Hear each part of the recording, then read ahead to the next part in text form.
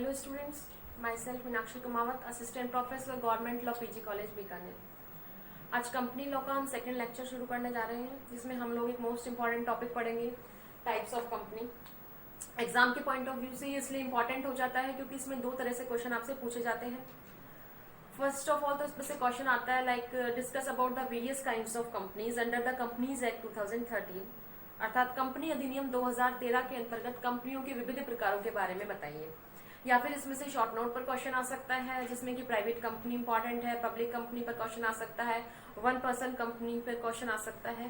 तो इसलिए आपका ये टॉपिक जो है बहुत इंपॉर्टेंट हो जाता है, इसे आप पढ़े।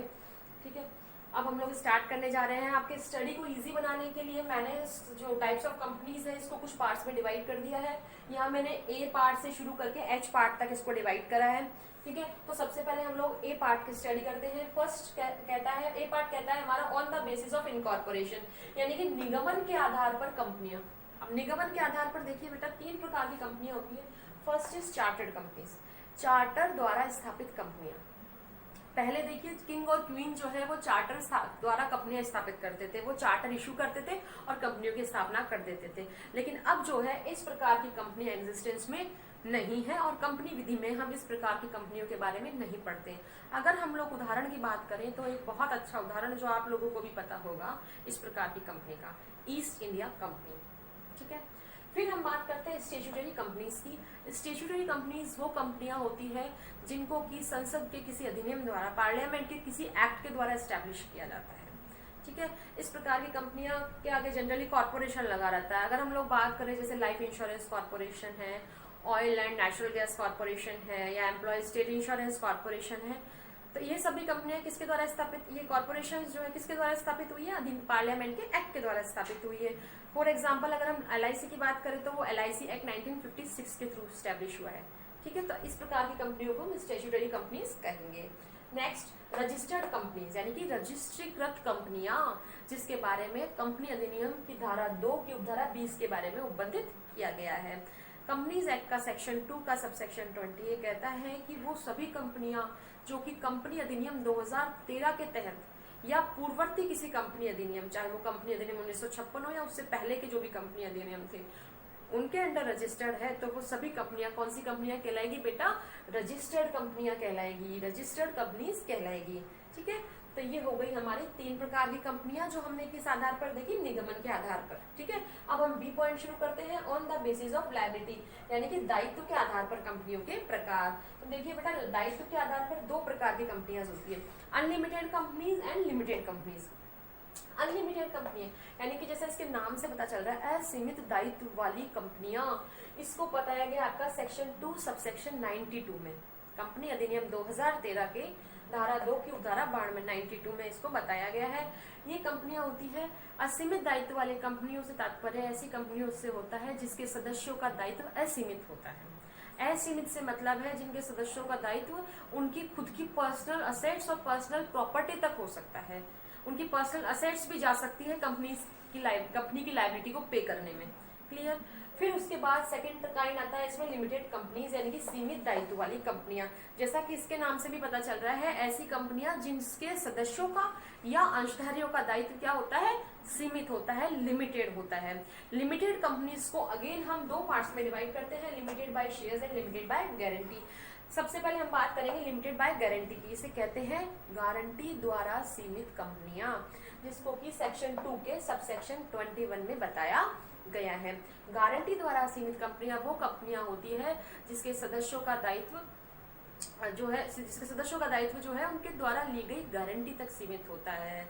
ये गारंटी जैसे फॉर एग्जांपल ए द्वारा ये गारंटी ली जाती है कि जब कंपनी का वाइंडिंग अप होगा तब मैं 2 लाख रुपीस तक कंपनी को पे करूंगा। तो ए का दायित्व कितना हुआ बेटा, केवल और केवल 2 लाख रुपीस तक। इसमें दो इंपॉर्टेंट बातें आपको ध्यान रखनी है। पहली तो ये कि मेंबर्स का जो लायबिलिटी होती है, सदस्यों का जो दायित्व होता है, केवल कंपनी के वाइंडिंग अप के समय ही अराइज होता है। दूसरी इंपॉर्टेंट बात ये होती है कि इस कंपनी के लाइफ टाइम में इनकी कोई लायबिलिटी नहीं होती, और जितना इनका दायित्व, जितनी इन्होंने गारंटी ली है ना उतना ही होता है, उससे ज्यादा आप इन पर दायित्व आरोपित नहीं कर सकते। ठीक है, फिर आगे बात आती है लिमिटेड बाय शेयर्स की। लिमिटेड बाय शेयर्स मतलब अंशों द्वारा सीमित कंपनियां, जिसको सेक्शन 2 के सबसेक्शन 22 में बताया गया है। लिमिटेड बाय शेयर्स यानी कि अंशों द्वारा सीमित कंपनियां, अर्थात ऐसी कंपनियां जिनके सदस्यों का दायित्व केवल और केवल उनके द्वारा क्रय किए गए अंशों तक ही सीमित रहता है। फॉर एग्जाम्पल, मिस्टर एक्स ने अगर किसी कंपनी के 100 शेयर्स खरीदे हैं और 100 शेयर्स में से एक शेयर की कीमत है 100 रुपीज, तो टोटल हुए 10,000 रुपीज। तो mister x is liable only for 10,000 rupees, not exceed. ठीक है, मिस्टर एक्स कहाँ तक लायबल है? केवल और केवल इन 10,000 रुपए तक, उससे ज्यादा उनकी लायबिलिटी नहीं बनती है। क्लियर? अब देखिए, लिमिटेड बाय शेयर कंपनीज को मैंने अगेन दो पार्ट्स में डिवाइड कर दिया है, private company and public company. ठीक है, प्राइवेट कंपनी, ये पूरा ही पार्ट एक्चुअल में बहुत इंपॉर्टेंट हो जाता है आप लोगों के लिए ना, बहुत इंपॉर्टेंट पार्ट है और इस पर जनरली क्वेश्चंस बनते हैं। ठीक है, तो प्राइवेट कंपनी की अगर हम लोग बात करते हैं तो प्राइवेट कंपनी से मतलब है ऐसी कंपनी जिसने अपने ऊपर ये 3 रेस्ट्रिक्शंस लगा रखे हो। ठीक है, तो सबसे पहले हम लोग बात करते हैं इसके नंबर ऑफ मेंबर्स की। प्राइवेट कंपनी में मिनिमम मेंबर्स कितने चाहिए? 2 मेंबर्स। ठीक है, और मैक्सिमम नंबर ऑफ मेंबर्स कितने चाहिए होते हैं? 200। ठीक है, तो प्राइवेट कंपनी में न्यूनतम सदस्य होने चाहिए 2 और अधिकतम होने चाहिए 200 तक हो सकते हैं। लेकिन यह 2 बातें मैं आपको बताना चाहूंगी इंपॉर्टेंट, कि कोई भी पास्ट या जो प्रेजेंट एम्प्लॉय है वो इसमें नहीं गिना जाता, एक बात कंपनी का। दूसरी बात ये होती है कि बेटा इसमें जो ज्वाइंट शेयर होल्डर्स होते हैं उनको केवल एक ही गिना जाता है, सिंगल गिना जाता है। ठीक है, 2 चीजें ये हो गई। एक इंपॉर्टेंट बात होती है प्राइवेट कंपनी के संबंध में कि ये रेस्ट्रिक्शंस लगाती है। किस चीज पर रेस्ट्रिक्शंस लगाती है बेटा?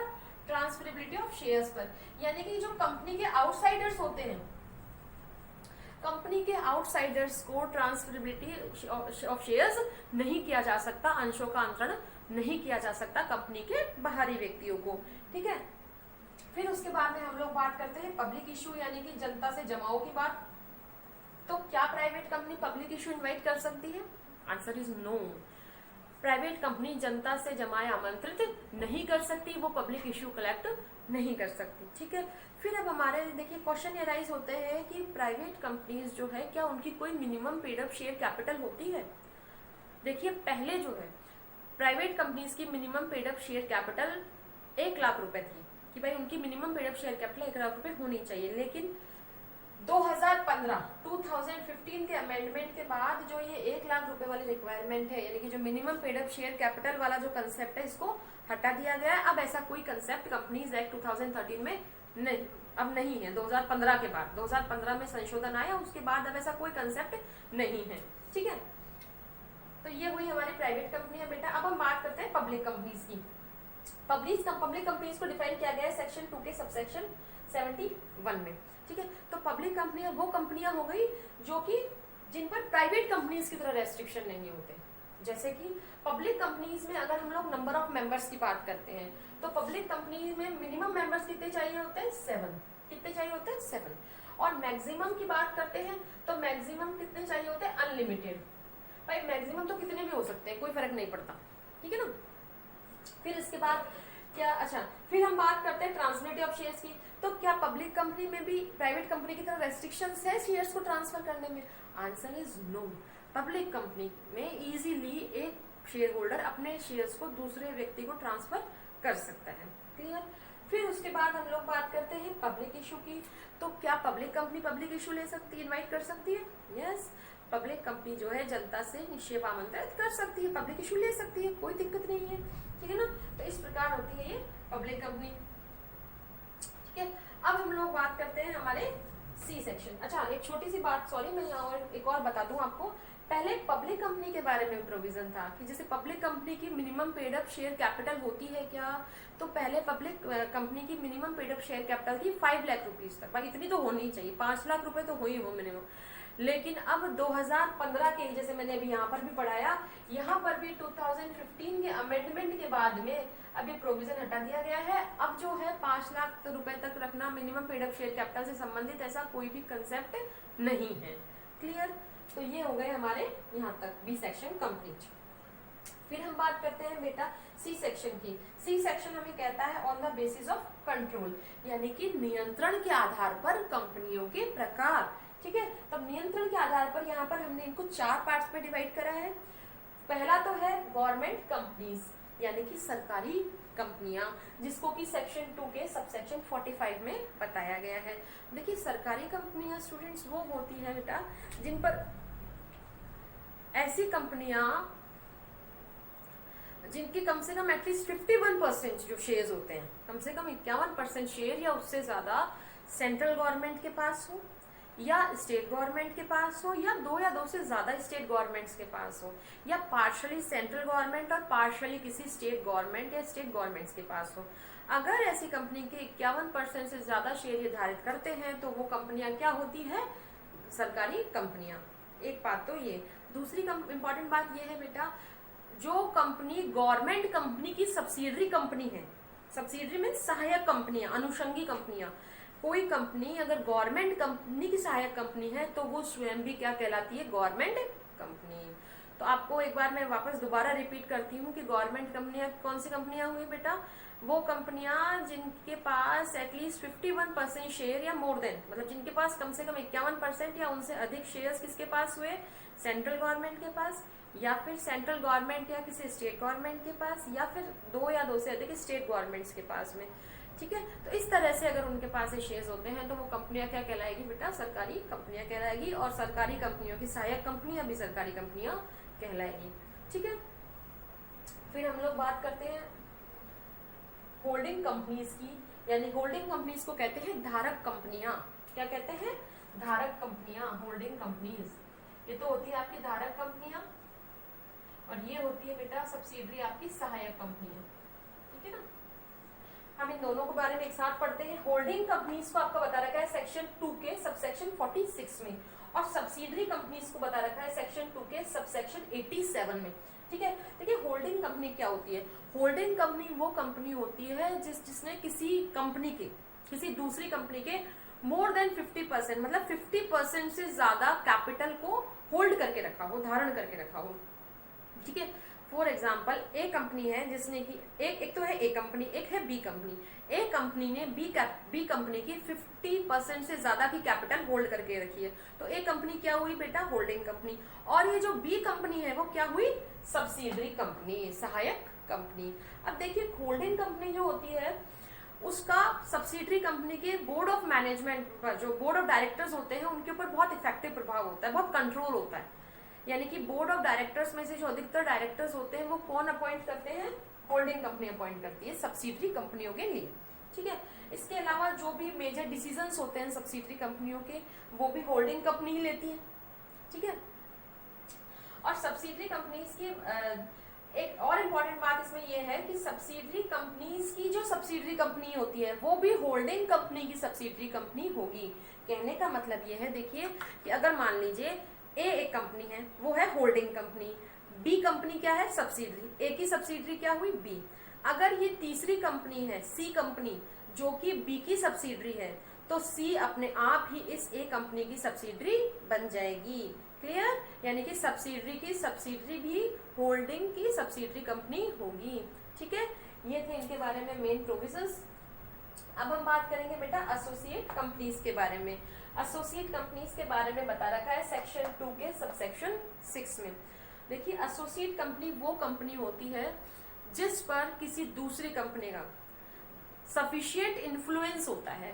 ठीक है ना, क्या होता है, सफिशिएंट इन्फ्लुएंस, यानी कि एक तरीके से महत्वपूर्ण असर या महत्वपूर्ण प्रभाव होता है ये इस वर्ड को।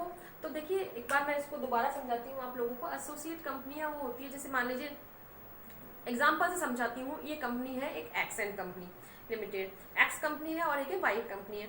अगर इस एक्स कंपनी ने वाई कंपनी के मोर देन 20% कैपिटल को होल्ड करके रखा है तो ये एक्स कंपनी क्या मानी जाएगी, आपकी होल्डिंग कंपनी है। लेकिन ये जो आपकी जो वाई कंपनी है ये क्या मानी जाएगी, एसोसिएट कंपनी।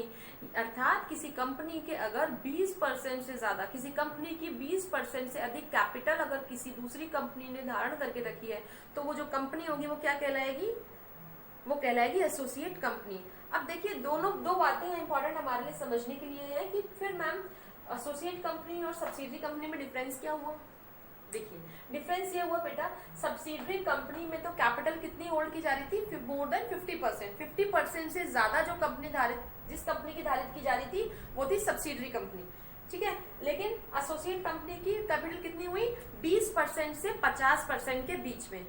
अर्थात अगर किसी कंपनी की 20% से 50% की कैपिटल कोई दूसरी कंपनी होल्ड कर लेती है तो वो कंपनी क्या कहलाती है, एसोसिएट कंपनी।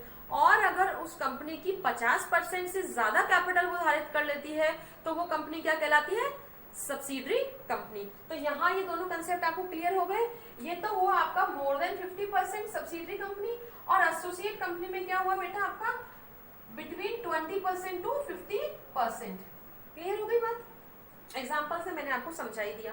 ठीक है, अब हम आगे चलते हैं। अब हम एक मोस्ट इंपॉर्टेंट पार्ट की बात करते हैं, 1% कंपनी यानी कि ओपीसी। ठीक है, OPC section 2 subsection 62 of the companies act 2013 जिसको इंट्रोड्यूस करता है। देखिए, पहले इस अधिनियम से पहले ऐसी कोई व्यवस्था नहीं थी। जैसा कि जनरली हम सुनते हैं कि कंपनी से क्या तात्पर्य है, तो हमारे माइंड में सीधा आता है कि group of persons which is registered under companies law as a company. तो ग्रुप ऑफ पर्संस जो हमारे माइंड में आता है कि व्यक्तियों का समूह। कंपनी क्या है कि यार उसमें तो बहुत सारे व्यक्ति होंगे तो वो कंपनी हो गई, नहीं। अब इस कंसेप्ट को थोड़ा चेंज करते हैं। मान लीजिए कि एक व्यक्ति ये चाहता है कि मैं कंपनी खोलूं, केवल मैं ही कंपनी खोलूं बस, तो क्या वो खोल सकता है? यस। अब कंपनी अधिनियम 2013 ये नया कंसेप्ट लेकर आया है और इसको इंट्रोड्यूस किया है आपके लिए 1% कंपनी के रूप में, ओपीसी। अब एक व्यक्ति भी मिलकर कंपनी खोल सकता है। ठीक है, अब देखिए, अगर हम लोग 1% कंपनी की फॉर्मेशन की बात करें तो 1% कंपनी जो है लाइक अ प्राइवेट कंपनी ना, एक प्राइवेट कंपनी की तरह होती है, ये पब्लिक कंपनी नहीं होती है। ठीक है, और प्राइवेट कंपनी की तरह इस पर थोड़े से रेस्ट्रिक्शंस होते हैं, लेकिन प्राइवेट कंपनी की तुलना में इसको एग्जेम्पशंस काफी मिलते हैं, काफी छूटें इसको मिलती है।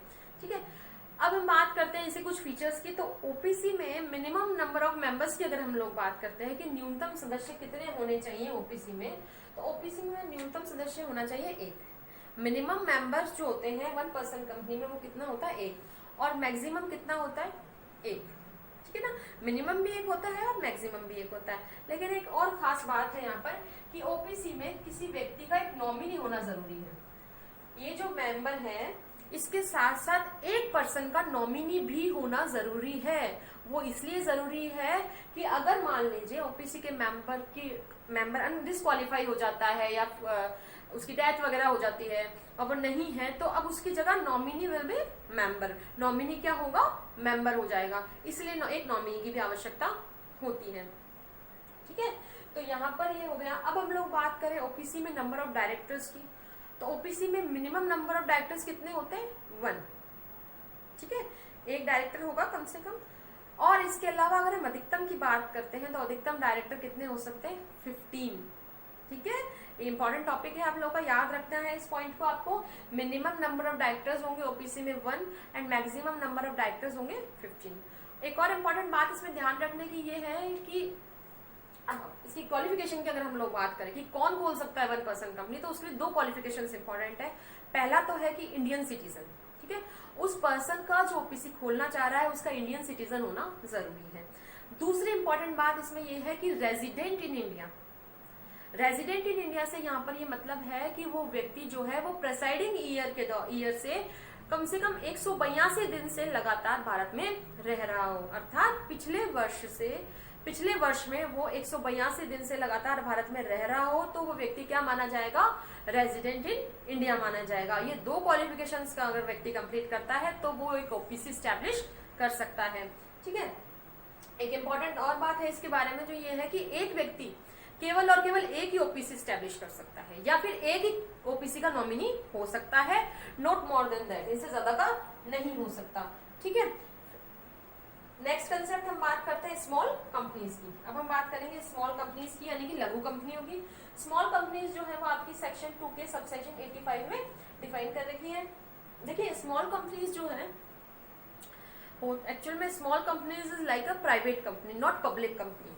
क्लियर, ये प्राइवेट कंपनी की तरह ही होती है, ये पब्लिक कंपनियां नहीं हो सकती। स्मॉल कंपनी से तात्पर्य ऐसी कंपनियों से होता है जिनकी की मिनिमम पेड अप कैपिटल जो है आपकी वो हो सकती है 50 लाख रुपीज, या फिर जिनका टर्नओवर जो होता है वो 2 करोड़ रुपए तक हो, ये होती है स्मॉल कंपनीज।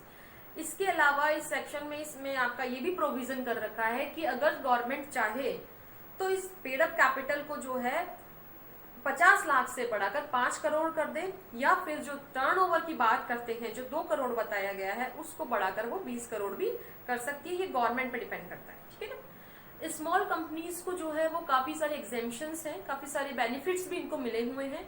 एक चीज ध्यान रखने की बात यह है कि कोई भी होल्डिंग कंपनी या सब्सिडरी कंपनी स्मॉल कंपनी नहीं हो सकती, पहली बात। दूसरी बात ये ध्यान रखने की है कि कोई भी कंपनी जो कि एक्ट ऑफ पार्लियामेंट के थ्रू स्टैब्लिश है ना, यानी कि हम लोग बात करें किसी स्टेट्यूटरी कंपनीज की, तो ऐसी कंपनी भी स्मॉल कंपनी नहीं हो सकती, ठीक है। ये 2 इंपॉर्टेंट बातें थी। इसके अलावा स्मॉल कंपनीज जो है उनको काफी सारी जैसे रियायतें तो मिली हुई है गवर्नमेंट से, कोई दिक्कत नहीं है।